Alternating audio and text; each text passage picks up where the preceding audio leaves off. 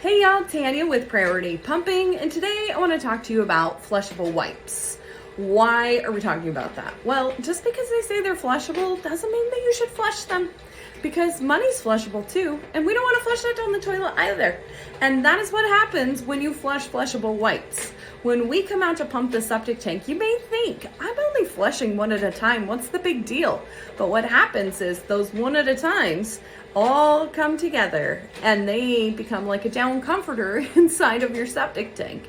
So when my guys come to pump out the septic tank and say you've got a year to 2 to 3 years worth of wipes inside of the septic tank, it is very difficult to get them out of the tank. Now, not only are we trained to use a 3-inch hose to suck them up into our pump trucks, but then when we get to the dump, we literally have to manually pull them out of the truck. Talk about ew.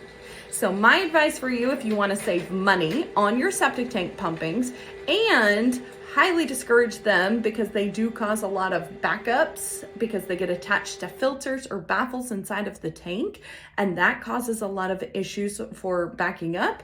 If you want to avoid all of this stuff altogether, stop using flushable wipes, putting them down your toilet. If they need to be part of your bathroom procedures, then be sure to have a waste receptacle to put them in to avoid any costly wipe charges or excessive sludge fees when you have your septic tank pumped out. Hope this helps. Have a great day.